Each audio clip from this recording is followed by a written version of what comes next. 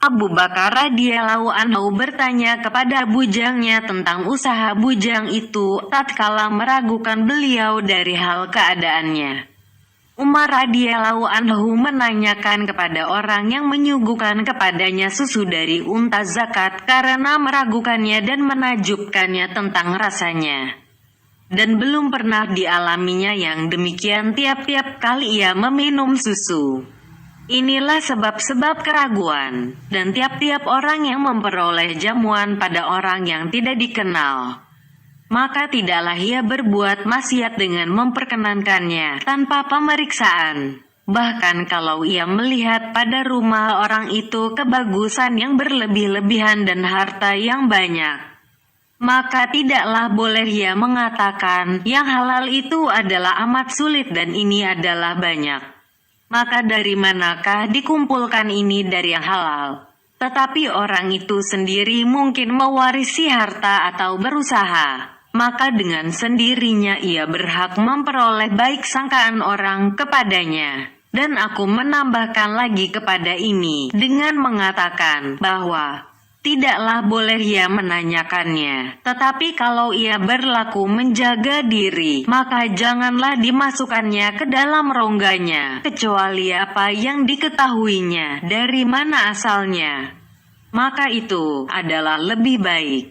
Maka hendaklah ia bersikap lemah lembut pada meninggalkan yang disuguhkan itu. Dan kalau ada yang boleh tidak daripada memakannya, maka hendaklah ia makan tanpa memajukan pertanyaan. Karena pertanyaan itu adalah menyakitkan, merusakkan kehormatan dan merenggangkan. Dan itu adalah haram, dengan tidak diragukan lagi. Kalau Anda berkata, mudah-mudahan tidak akan menyakiti, maka aku menjawab mudah-mudahan akan menyakiti. Maka engkau menanyakan bahwa takut mungkin harta itu dari yang haram. Kalau engkau cukupkan tanpa bertanya, maka mudah-mudahan hartanya itu halal. Dan tidaklah dosa yang ditakuti tentang menyakiti orang muslim itu lebih berkurang dari dosa tentang memakan syubhat, diragukan, dan haram. Dan biasanya manusia itu tidak menyukai pemeriksaan. Dan tidak boleh baginya menanyakan tentang orang lain, di mana ia mengetahui orang itu dengan pertanyaan tersebut. Karena menyakitkan padanya adalah lebih banyak. Dan kalau ia bertanya, di mana ia tidak mengetahui orang itu, maka dalam hal ini adalah memburukkan sangka dan merusakkan kehormatan orang. Dan padanya itu adalah memata-matai dan berhubungan dengan cacian. Walaupun yang demikian itu tidak tegas, dan semuanya itu dilarang yang tersebut pada suatu ayat. Allah Ta'ala berfirman, jauhilah kebanyakan purbasangka kecurigaan, karena sebahagian dari purbasangka itu dosa. Dan janganlah mencari-cari keburukan orang, dan janganlah mengupat satu sama lain. Surat 49 Al-Hujurat ayat 12. Banyaklah orang zuhd yang bodoh, membuat hati mereka liar dalam pemeriksaan itu, dan berkata-kata dengan perkataan yang keji menyakitkan. Dan setan sesungguhnya memandang baik yang demikian pada orang yang bodoh tersebut, karena mencari kemakmuran dengan memakan yang halal, dan kalalah yang menggerakkannya itu semata-mata agama. Niscaya ketakutan pada hati muslim untuk menyakitkan orang adalah lebih berat dari ketakutannya kepada perutnya untuk dimasuki oleh sesuatu yang tidak diketahuinya. Dan ia tidak akan disiksakan dengan apa yang tidak diketahuinya, karena tidak adalah di situ tanda yang mewajibkan untuk menjauhkannya. Maka hendaklah diketahui bahwa jalan menjaga diri ialah meninggalkan, bukan memata-matai. Dan apabila tak boleh tidak daripada memakannya, maka yang menjaga diri ialah memakannya dan membaikkan sangkaan.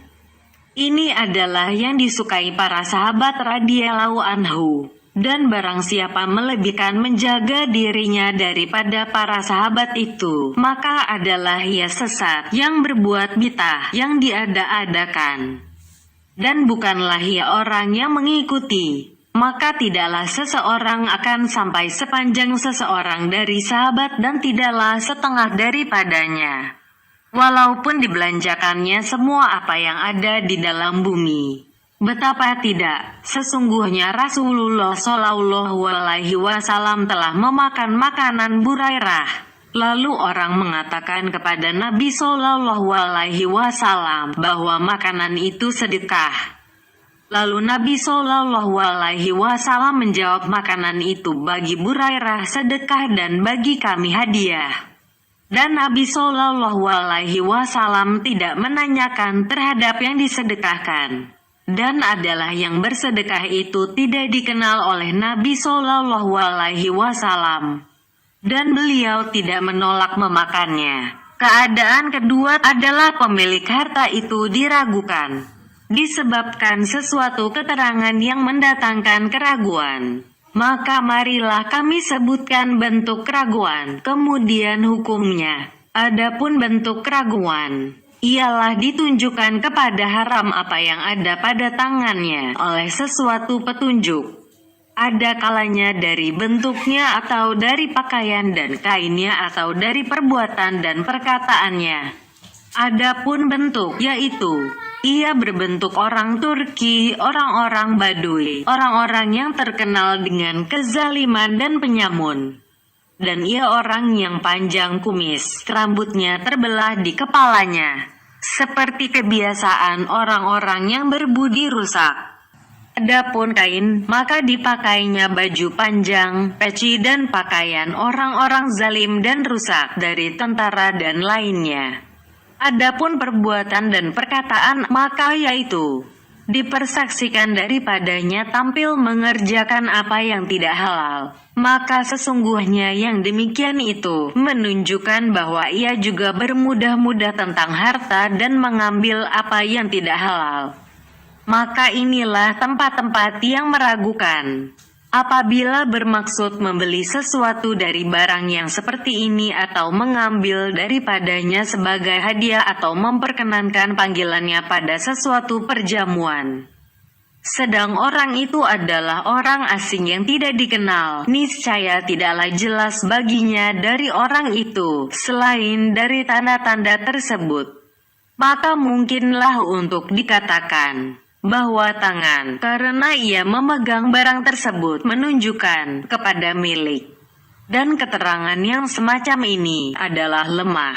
Maka tampil mengambilkannya dibolehkan, dan meninggalkannya adalah termasuk menjaga diri. Dan mungkin untuk dikatakan bahwa tangan itu dalil yang lemah, dan telah berhadapan dengan dia oleh dalil yang seperti itu, lalu mendatangkan keraguan. Maka menyerbu mengambilkannya tidak diperbolehkan. Dan itulah yang kami pilih dan kami berfatwa karena sabda Nabi Shallallahu Alaihi Wasallam, tinggalkanlah apa yang meragukan kamu kepada yang tidak meragukan kamu. Menurut yang zahir dari hadits ini adalah perintah walaupun mungkin sunat, karena sabda Nabi Shallallahu Alaihi Wasallam, dosa itu adalah penyakit bagi hati. Dan itu mempunyai pengaruh ke dalam hati yang tidak dapat dibantah. Dan karena Nabi Shallallahu Alaihi Wasallam bertanya, adakah itu sedekah, zakat atau hadiah? Dan Abu Bakar radhiyallahu anhu bertanya kepada bujangnya dan Umar radhiyallahu anhu pun bertanya. Dan semua itu adalah pada tempat keraguan dan membawanya kepada menjaga diri. Walaupun secara kemungkinan saja, tetapi tidak memungkinkan yang demikian, selain dengan logika hukum, qiyas hukmi. Dan logika itu tidaklah membuktikan dengan penghalalan ini. Karena dalil tangan dan Islam yang telah ditantang oleh dalil-dalil tersebut adalah mendatangkan keraguan-raguan. Apabila keduanya berhadap-hadapan, maka tak adalah sandaran bagi kehalalannya. Dan sesungguhnya tidak ditinggalkan hukum tangan ia memegang barang tersebut, dan istishab menyertakan hukum kepada yang sudah dengan jak ragu, yang tidak bersandarkan kepada sesuatu tanda. Sebagaimana apabila kita memperoleh air yang berubah, dan mungkin berubah itu karena lama berhentinya. Kalau kita melihat seekor kijang kencing di dalamnya, kemudian perubahan itu mungkin dengan yang demikian, niscaya kita tinggalkan istishab menyertakan hukum kepada yang sudah itu menghukum menurut keadaan asalnya yang lama itu, yaitu asalnya suci, dan ini adalah lebih dekat dari yang tersebut itu. Tetapi di antara dalil-dalil itu berlebih kurang, karena panjangnya kumis, memakai baju panjang dan berkeadaan tentara adalah menunjukkan kepada kezaliman dengan harta. Adapun perkataan dan perbuatan yang menyalahi bagi agama kalau berhubungan dengan kezaliman harta, maka itu juga dalil yang jelas. Sebagaimana kalau ia mendengar orang itu menyuruh merampok dan berbuat kezaliman atau mengadakan akad riba. Adapun apabila ia melihat orang itu memaki orang lain mengenai perampokan atau pandangannya mengikuti seorang wanita yang lalu di hadapannya, maka dalil ini adalah lemah. Maka berapa banyak manusia bersusah payah mencari harta dan tidak mengusahakan kecuali yang halal. Dan bersama yang demikian itu, ia tidak dapat menguasai dirinya ketika menggelaga kemarahan dan nafsu syahwat. Maka hendaklah diperhatikan kepada berlebih kurangnya ini, dan tidak mungkinlah dihinggakan itu dengan suatu batasan. Maka hendaklah hamba Allah itu meminta fatwa dalam keadaan yang seperti demikian kepada hatinya. Dan aku mengatakan bahwa ini kalau ia melihatnya dari orang yang tidak dikenal, maka baginya lah menetapkannya. Dan kalau dilihatnya dari orang yang dikenalnya menjaga diri tentang bersuci, bersalat dan membaca Al-Quran, maka bolehlah baginya hukum ketetapan yang lain. Apabila bertentangan dua keterangan yang bersangkutan dengan harta, dan kedua keterangan itu lalu berjatuhan dan kembalilah orang itu seperti orang yang tidak dikenal. Karena tidak ada salah satu dari kedua keterangan itu yang sesuai dengan harta pada khususnya. Maka berapa banyak orang yang berdosa tentang harta, di mana ia tidak berdosa pada lainnya. Dan berapa banyak orang yang berbuat baik untuk salat wutlu dan pembacaan Al-Quran dan memakan dari mana saja yang didapatinya. Maka hukumnya dalam segala kejadian ini ialah apa yang condong hati kepadanya. Karena ini adalah urusan di antara hamba dan Allah, maka tidak jauhlah dari kebenaran untuk menggantungkannya dengan sesuatu sebab yang tersembunyi, yang tidak dilihat kecuali olehnya dan oleh Tuhan serwa sekalian alam. Dan itulah hukum penyakit hati. Kemudian, hendaklah diperhatikan kepada suatu yang halus yang lain, yaitu bahwa keterangan tersebut seyogyanya adanya itu, di mana ia menunjukkan bahwa kebanyakan hartanya adalah haram. Disebabkan dia itu tentara atau pegawai sultan atau wanita tukang tangis pada kematian atau wanita tukang nyanyi. Kalau menunjukkan bahwa pada hartanya haramnya itu sedikit, niscaya tidaklah bertanya itu wajib, tetapi adalah bertanya itu termasuk menjaga diri. Keadaan ketiga adalah keadaan itu diketahui dengan semacam percobaan dan pengalaman, di mana yang demikian itu mewajibkan beratsangkaan tentang halalnya harta itu atau haramnya. Umpamanya, dikenal baiknya, beragamanya dan adilnya orang itu secara zahir, dan memungkinkan batinnya adalah sebaliknya. Maka dalam hal ini tidaklah wajib menanyakan, dan tidak diperbolehkan, sebagaimana pada orang yang tidak dikenal. Maka yang lebih utama ialah tampil mengambilkannya, dan tampil di sini adalah lebih jauh dari syubhat diragukan dibandingkan dengan tampil kepada makanan dari orang yang tidak dikenal. Maka yang demikian itu adalah jauh dari menjaga diri walaupun tidak haram. Adapun memakan makanan orang-orang baik, maka itu adalah kebiasaan para nabi dan wali-wali. Nabi Shallallahu Alaihi Wasallam bersabda, "Janganlah engkau memakan selain makanan orang yang takwa, dan makananmu jangan dimakan selain oleh orang yang takwa. Apabila diketahuinya dengan percobaan bahwa orang itu tentara atau penyanyi atau pembuat riba dan tidak memerlukan kepada dalil dengan keadaannya, bentuk dan kain, maka di sini sudah pasti menanyakan itu wajib. Sebagaimana pada tempat yang meragukan. Bahkan ini lebih utama lagi. Perkembangan kedua, yang disandarkan keraguan padanya kepada sebab harta, tidak tentang keadaan pemiliknya. Dan yang demikian itu, ialah dengan bercampurnya yang halal dengan yang haram. Seperti apabila dilemparkan ke pasaran beberapa pikulan makanan rampokan dan dibeli oleh penduduk pasar. Maka tidaklah wajib kepada orang yang membeli pada negeri dan pasar itu menanyakan tentang apa yang dibelinya, kecuali terang bahwa yang terbanyak dalam tangan mereka itu adalah haram. Maka ketika itu wajiblah menanyakan. Jikalau tidaklah yang terbanyak, maka pemeriksaan itu termasuk menjaga diri dan tidaklah wajib. Dan pasar yang besar hukumnya seperti negeri. Dan dalil bahwa tidaklah wajib menanyakan dan memeriksa apabila tidak yang terbanyak itu haram, ialah para sahabat tidak melarang pembelian di pasar-pasar. Di mana di pasar-pasar itu terdapat dirham riba, harta rampasan perang yang diambil dengan diam-diam dan lain-lain.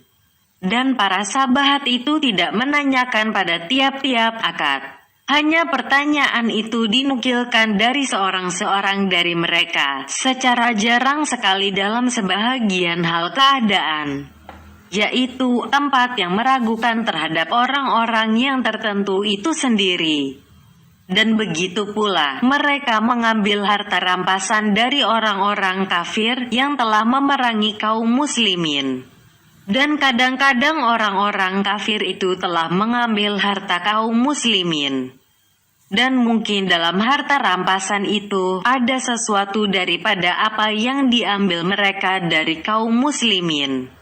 Dan itu adalah tidak halal mengambilnya dengan cuma-cuma. Dengan ittifaq, dengan sepakat pendapat para ulama. Bahkan dikembalikan kepada pemiliknya menurut Asy Syafi'i radhiyallahu anhu. Dan pemiliknya itu adalah lebih utama berhak dengan harganya menurut Abu Hanifah radhiyallahu anhu. Dan tidaklah sekali-kali dinukilkan pemeriksaan tentang ini. Umar radhiyallahu anhu menulis surat ke Azerbaijan, "Sesungguhnya kamu berada dalam negeri yang disembelihkan padanya bangkai. Maka perhatikanlah yang disembelih dari yang mati." Beliau mengizinkan bertanya dan menyuruh bertanya. Dan beliau tidak menyuruh tanyakan tentang dirham-dirham yang menjadi harganya. Karena kebanyakan dirham mereka bukanlah harga kulit. Walaupun kulit itu dijual juga. Dan kebanyakan kulit itu memanglah seperti yang demikian. Dan seperti demikianlah Ibnu Mas'ud radhiyallahu anhu mengatakan, "Sesungguhnya kamu berada dalam negeri di mana kebanyakan tukang dagingnya orang Majusi, penyembah matahari dan api. Maka perhatikanlah yang disembelih dari yang bangkai." Ibnu Mas'ud radhiyallahu anhu mengkhususkan dengan sur menanyakan, disebabkan banyaknya mereka. Dan maksud dari bab ini tidak jelas, kecuali dengan menyebutkan gambaran-gambaran dan mengumpamakan persoalan-persoalan yang banyak terjadinya menurut kebiasaan.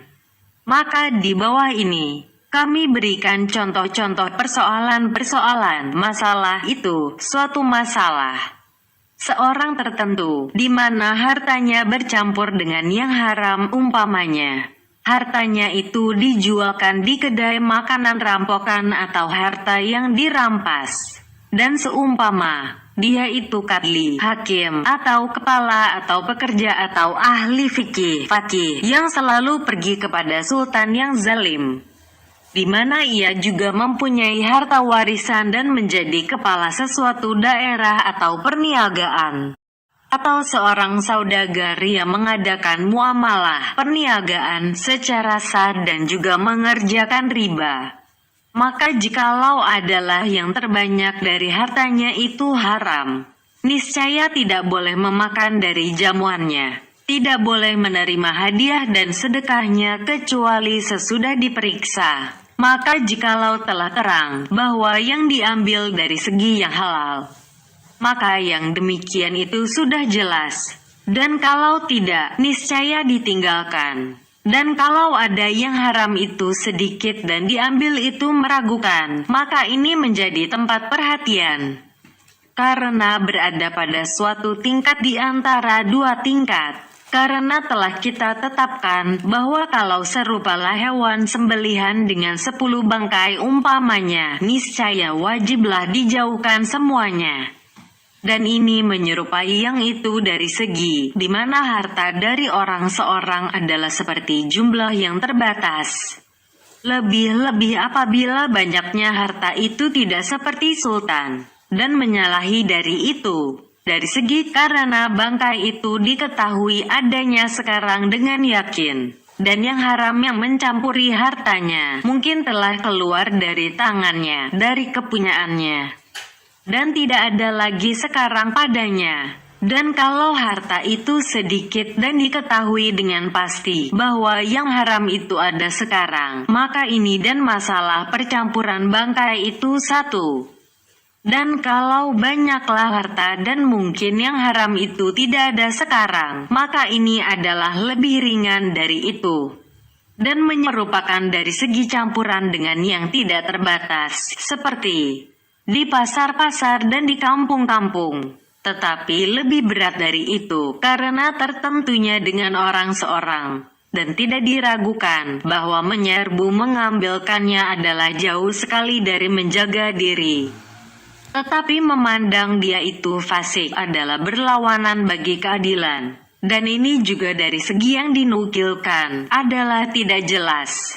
Karena tarik-menariknya barang-barang yang serupa. Dan dari segi yang dinukilkan adalah tidak jelas pula. Karena apa yang dinukilkan dari para sahabat tentang menolaknya mereka dalam hal yang seperti ini.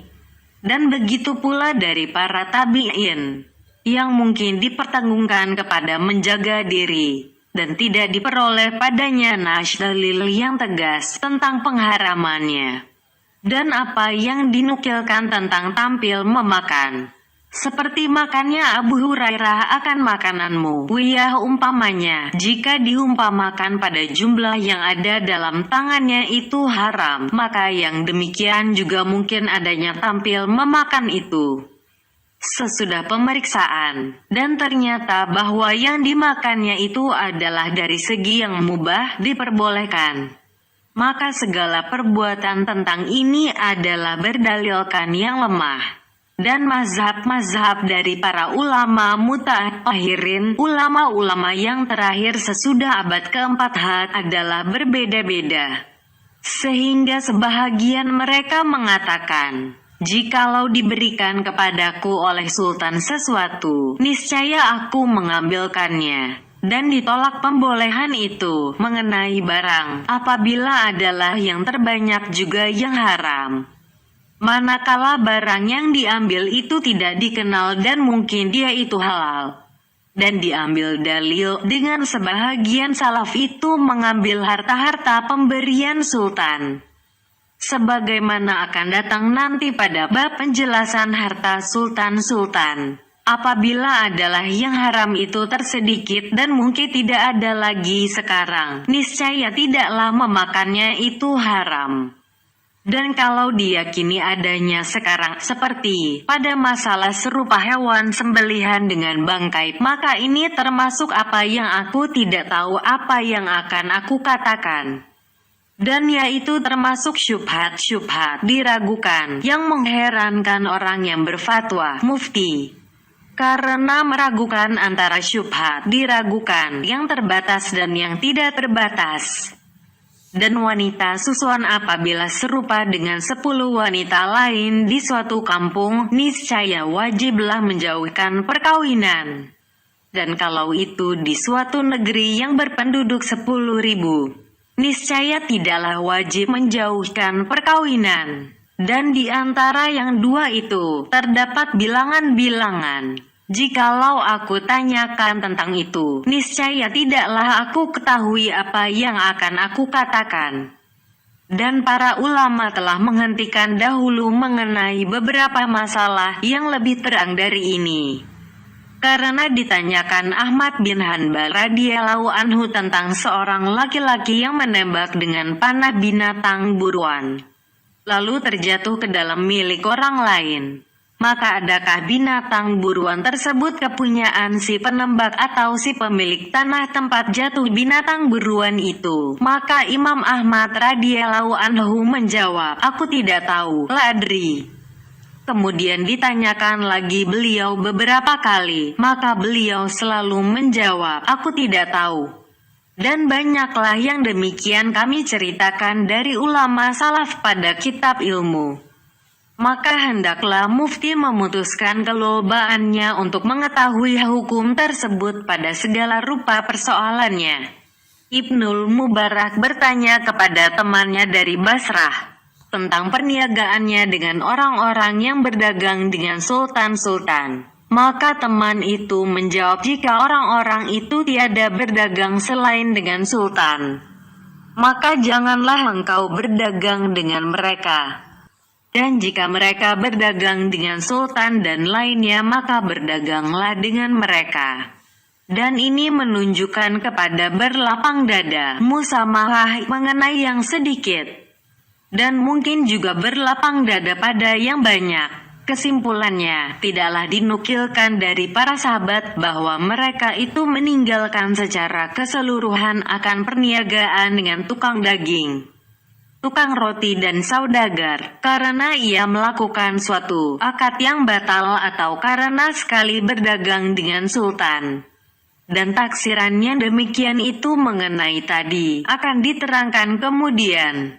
Masalah itu dengan sendirinya sulit. Kalau ada yang mengatakan bahwa telah diriwayatkan dari Ali bin Abi Thalib, dan jika mereka berdagang dengan sultan dan lainnya, maka berdaganglah dengan mereka.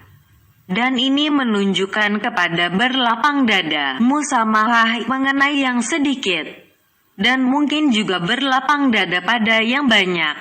Kesimpulannya, tidaklah dinukilkan dari para sahabat bahwa mereka itu meninggalkan secara keseluruhan akan perniagaan dengan tukang daging, tukang roti dan saudagar, karena ia melakukan suatu akad yang batal atau karena sekali berdagang dengan sultan. Dan taksirannya demikian itu mengenai tadi akan diterangkan kemudian. Masalah itu dengan sendirinya sulit. Kalau ada yang mengatakan bahwa telah diriwayatkan dari Ali bin Abi Thalib radhiyallahu anhu bahwa beliau memberi kelapangan tentang itu, dan beliau berkata, ambillah apa yang diberikan kepadamu oleh sultan, karena sesungguhnya diberikannya kepadamu dari yang halal. Dan apa yang diambilnya dari yang halal adalah lebih banyak dari yang haram. Ibnu Mas'ud radhiyallahu anhu ditanyakan orang tentang itu, lalu penanya itu berkata kepadanya, sesungguhnya aku mempunyai tetangga yang tidak aku ketahui dia kecuali orang buruk yang mengundang kami atau yang kami memerlukan.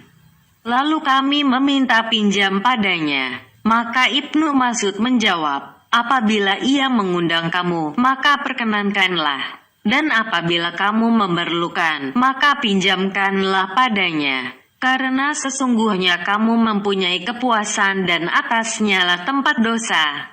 Salman berfatwa seperti yang demikian itu. Dan Ali memberi alasan, disebabkan banyak. Dan Ibnu Mas'ud radhiyallahu anhu memberi alasan dengan jalan isyarat bahwa ke atas pundak orang itu dosa, karena ia mengetahui yang demikian. Dan engkau sendiri mempunyai kepuasan, artinya engkau tiada mengetahui yang demikian itu. Diriwayatkan bahwa seorang laki-laki berkata kepada Ibnu Mas'ud radhiyallahu anhu, sesungguhnya aku mempunyai tetangga yang memakan riba. Lalu ia mengundang kami kepada makanannya. Apakah kami datang? Ibnu Mas'ud radhiyallahu anhu menjawab, ya, datanglah. Dan mengenai yang demikian itu, diriwayatkan dari Ibnu Mas'ud radhiyallahu anhu banyak riwayat yang bermacam-macam. Asy-Syafi'i radhiyallahu anhu dan Malik radhiyallahu anhu mengambil pemberian khalifah dan sultan-sultan, serta mengetahui bahwa harta mereka itu bercampur dengan yang haram. Kami jelaskan bahwa apa yang diriwayatkan dari Ali radhiyallahu anhu maka sesungguhnya telah terkenal dari menjaga dirinya Ali akan keadaan yang menunjukkan sebaliknya dari yang demikian adalah ia menolak harta Baitul Mal sampai ia menjual pedangnya, dan ia tidak mempunyai selain sehelai baju kemeja pada waktu mandi, di mana ia tiada memperoleh yang lain. Dan aku tidak membantah bahwa kelapangan yang diberikannya adalah tegas tentang pembolehannya, dan perbuatannya itu adalah mungkin karena menjaga dirinya. Tetapi jikalau benar, maka harta sultan itu baginya hukum yang lain. Karena dengan hukum banyaknya, hampirlah dihubungi dengan apa yang tidak terbatas. Dan akan datang penjelasan yang demikian. Dan begitu pula perbuatan Asy-Syafi'i radhiyallahu anhu dan Malik radhiyallahu anhu adalah berhubungan dengan harta sultan. Dan akan datang penjelasan hukumnya. Dan sesungguhnya penjelasan kami tentang orang-orang seorang dari manusia dan harta mereka adalah mendekati kepada hinggaan. Adapun perkataan Ibnu Mas'ud radhiyallahu anhu maka ada yang mengatakan bahwa perkataan itu dinukilkan oleh Khuwaat At-Taimi, dan Khuwaat itu hafalannya lemah. Dan yang terkenal dari Ibnu Mas'ud radhiyallahu anhu adalah menunjukkan kepada dijaganya benar dari syubhat-syubhat diragukan. Karena ia mengatakan, janganlah seseorang kamu mengatakan, aku takut dan aku harap, karena yang halal itu terang dan yang haram itu terang. Dan di antara yang demikian itu, hal-hal yang menjadi syubhat diragukan. Maka tinggalkanlah apa yang meragukan kamu, kepada apa yang tidak meragukan kamu. Dan Ibnu Mas'ud radhiyallahu anhu berkata, jauhkanlah segala gurisan hati, maka padanya itu dosa. Kalau ada yang mengatakan, mengapakah kamu mengatakan, apabila adalah yang terbanyak itu haram, niscaya tiada dibolehkan mengambil.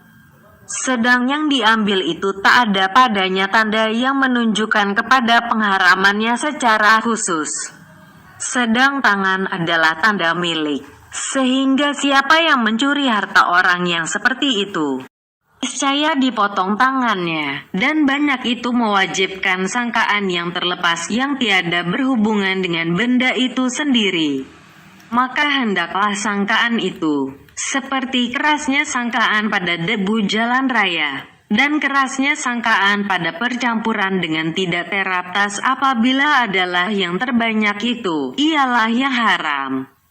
Dan tidaklah boleh mengambil dalil kepada ini dengan umumnya sabda Nabi Shallallahu Alaihi Wasallam, tinggalkanlah apa yang meragukan kamu kepada apa yang tidak meragukan kamu. Karena itu dikhususkan kepada sebahagian tempat dengan ittifaq kesepakatan para ulama, yaitu bahwa tidak meragukannya dengan suatu tanda pada benda yang dimiliki itu, dengan dalil percampuran yang sedikit dengan yang tiada terbatas, maka yang demikian itu mewajibkan keraguan. Dan bersama itu, kamu putuskan dengan tidak diharamkan. Maka jawabannya adalah bahwa tangan itu dalil yang lemah, seperti istishab menyertakan hukum kepada yang sudah dan baru dipilih diambil apabila tangan itu terpelihara dari penantang yang kuat. Apabila telah kita yakini bercampur dan kita yakini bahwa haram yang bercampur itu ada sekarang dan harta itu tidak terlepas dari haram tadi, dan kita yakini bahwa yang terbanyak ialah yang haram, dan yang demikian itu terhadap hak orang seorang yang tertentu, yang mendekati hartanya dari hinggaan, niscaya jelaslah wajib berpaling dari kehendak tangan itu. Dan kalau tidak dibawa kepadanya sabda Nabi Shallallahu Alaihi Wasallam, tinggalkanlah apa yang meragukan kamu kepada apa yang tidak meragukan kamu, niscaya tidak adalah baginya tempat pembawaan. Karena tidak mungkin dibawa kepada campuran yang sedikit dengan hal-hal yang tidak terbatas. Karena yang demikian itu terdapat pada zaman Nabi Shallallahu Alaihi Wasallam dan beliau tidak meninggalkannya. Dan ke tempat yang mana saja ini dibawa, adalah ini dalam pengertiannya, dan membawanya kepada pembersihan. Tanzi adalah memalingkan dari yang zahir tanpa logika. Karena mengharamkan yang demikian itu tiada jauh dari logika, tanda-tanda dan istishab menyertakan hukum kepada yang sudah. Dan banyaknya itu mempunyai bekas pada menetapkan sangkaan. Dan begitu pula bagi hinggaan. Dan keduanya, banyak dan hinggaan, itu telah berkumpul. Sehingga Abu Hanifah radhiyallahu anhu berkata, janganlah engkau berijtihad mengeluarkan pendapat tentang bejana-bejana, kecuali apabila adalah yang suci itu terbanyak, maka disyaratkan berkumpul istishab menyertakan hukum kepada yang sudah mengeluarkan pendapat dengan tanda dan kekuatan banyaknya. Dan orangnya mengatakan, di mana ia mengambil bejana yang mana saja adalah maksudnya, dengan tanpa mengeluarkan pendapat berdasarkan kepada istishab menyertakan hukum kepada yang sudah semata-mata, maka bolehlah meminum pula. Lalu mengharuskan pembolehan di sini dengan semata-mata tanda dari tangan. Dan tidak dibolehkan yang demikian pada kencing yang serupa dengan air. Karena tak ada istishab menyertakan hukum kepada yang sudah padanya. Dan tidak juga kita datangkan istishab menyertakan hukum kepada yang sudah pada bangkai yang serupa dengan binatang sembelihan. Karena tak ada istishab menyertakan hukum kepada yang sudah pada bangkai. Dan tangan tidak menunjukkan bahwa itu bukan bangkai. Dan tangan itu menunjukkan pada makanan yang mubah, di mana makanan itu telah rusak. Maka di sini terdapat 4 hal yang bersangkut paut istishab menyertakan hukum kepada yang sudah.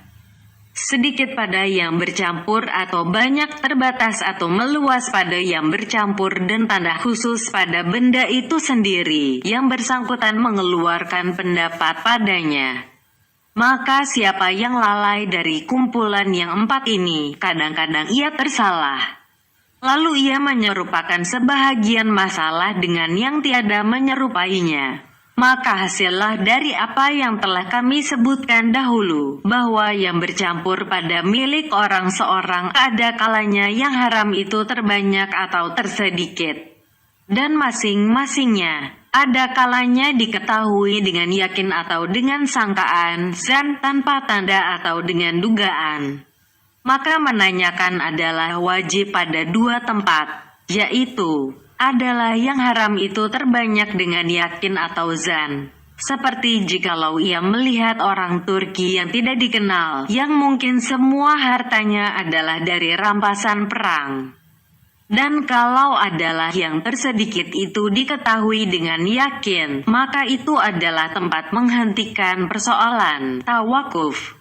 Dan hampirlah itu berjalan menurut apa yang dijalani oleh kebanyakan ulama terdahulu, salaf. Dan hal-hal yang darurat adalah kepada kecondongan kepada ruqyah, diberi kelapangan, tidak dipersempitkan. Adapun 3 bahagian yang tinggal, maka menanyakan padanya tidaklah wajib sekali-kali.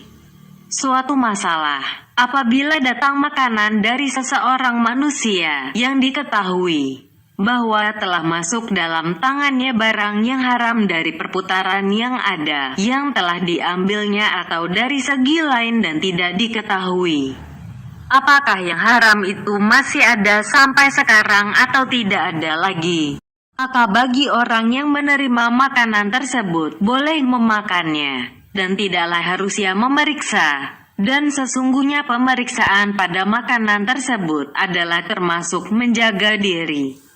Dan kalau diketahuinya bahwa masih ada dari yang haram itu sesuatu, tetapi tidak diketahuinya apakah tersedikit atau terbanyak, maka bolehlah diambilnya disebabkan sesuatu itu tersedikit.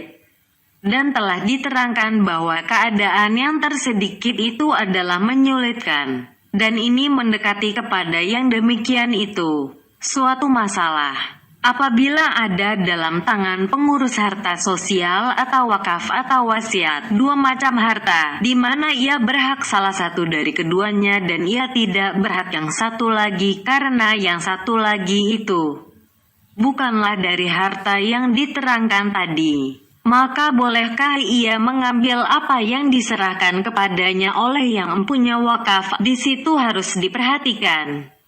Kalau sifat harta yang disebutkan di atas itu terang, yang dikenal oleh yang mengurus itu dan yang mengurus itu adalah terang keadilannya, maka bolehlah ia mengambil tanpa penyelidikan.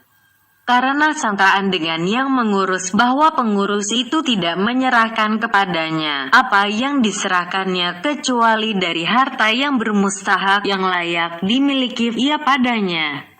Dan kalau sifat dari harta itu tersembunyi dan yang mengurus itu termasuk orang yang dikenalnya keadaannya, bahwa ia mencampur adukan dan tidak memperhatikan bagaimana ia berbuat, maka haruslah menanyakan, karena tidak adalah di sini tangan dan istishab menyertakan hukum kepada yang sudah yang dapat diperpegangi. Dan yaitu sejalan dengan pertanyaan Rasulullah Shallallahu Alaihi Wasallam dari sedekah dan hadiah ketika meragukan beliau tentang keduanya. Karena tangan tidaklah dapat menentukan hadiah dari sedekah, dan tidak istishab menyertakan hukum kepada yang sudah, maka tidaklah terlepas daripadanya kecuali dengan pertanyaan. Maka pertanyaan, di mana kita gugurkan pada orang yang tidak dikenal, maka gugurkan pula pada tanda dari tangan dan Islam.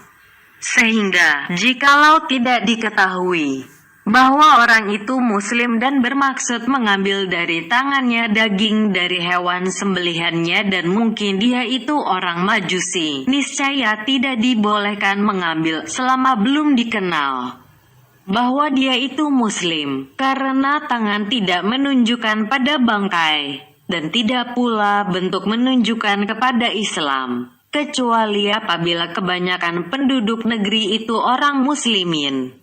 Maka bolehlah disangka bahwa orang yang tak ada padanya tanda kufur adalah muslim, walaupun ada kemungkinan kesalahan padanya. Maka tiada seyuknyalah diragukan tempat-tempat yang diakui padanya tangan dan keadaan dengan yang tiada diakui.